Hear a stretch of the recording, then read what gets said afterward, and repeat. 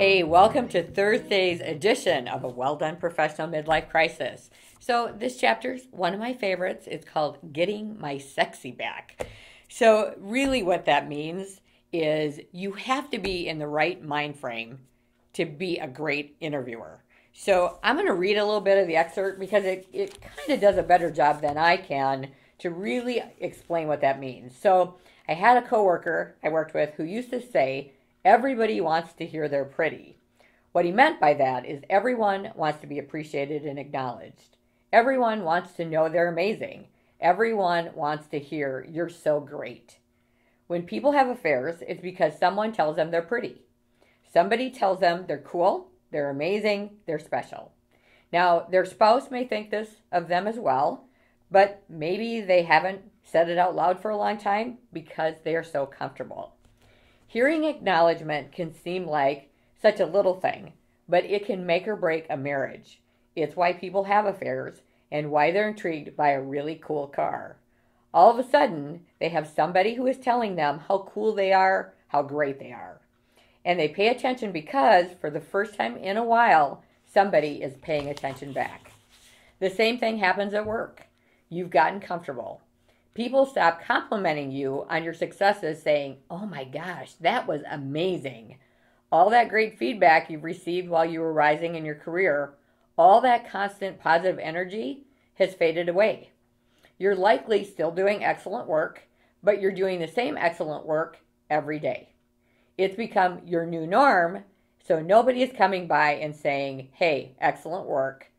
At work, if nobody's telling you you're pretty, if nobody's telling you how good you are at what you do, even if they're thinking it, you start to crave that acknowledgement.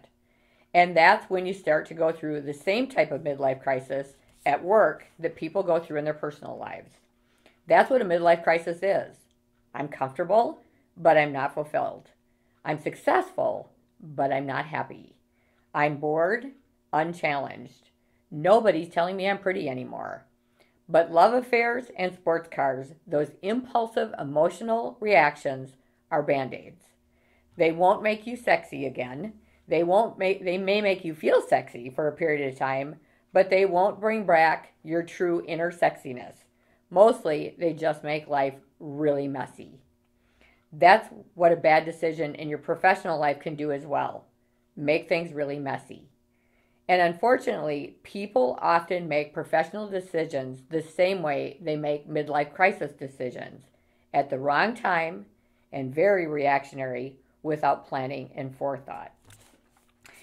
So truly what happens is when people get into a professional midlife crisis and they come see us, we find that they're one of two emotions. They're either mad or sad.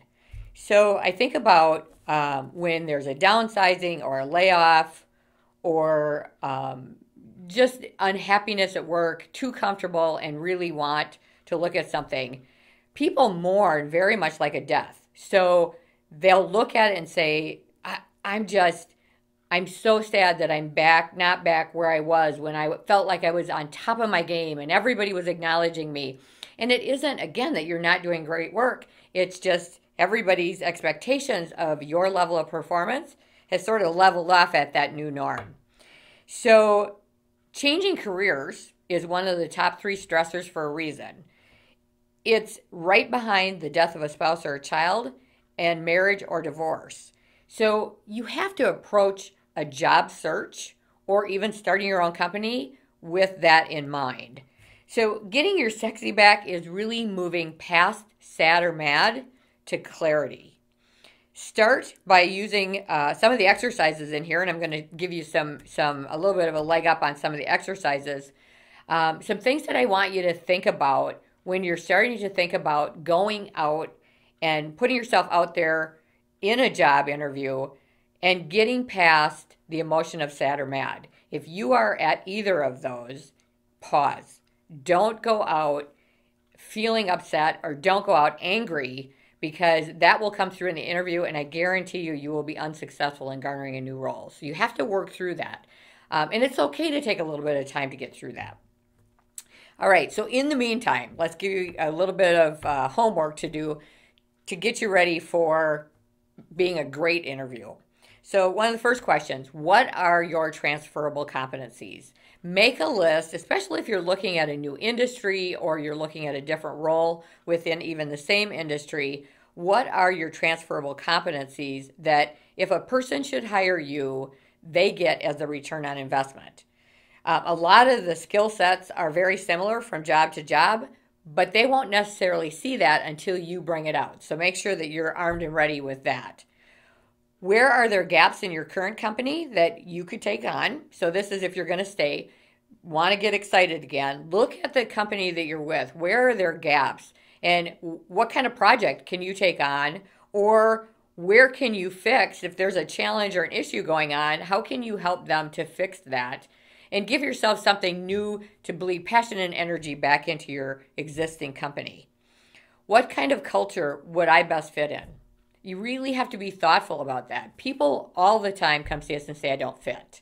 And I understand what that means, but then you have to be thoughtful about unpeeling the onion on what does a right culture fit look like, because it's really important that you're thoughtful about that. And then if I'm starting my own, what kind of culture do I want to create? Because cultures are very much that invisible structure that is thoughtful and built. It doesn't just happen. You have to be very thoughtful about it. Top 10 things I need to do before I take the next step. This is really a good exercise because it helps you to get through sad or mad. Again, it could be creating a business plan. It could be outlining step by step your approach to a project. It could be outlining the list of companies that you want to potentially interview at, but being thoughtful is important. And then what are your options? Not just the easy ones, but really think through all the options of where you can look, create new projects, look for something entrepreneurial, consulting, really look at all your options. Getting your sexy back is really about finding your why. That's what this is. It's finding your why. You don't need anyone to tell you you're pretty. You already know you are.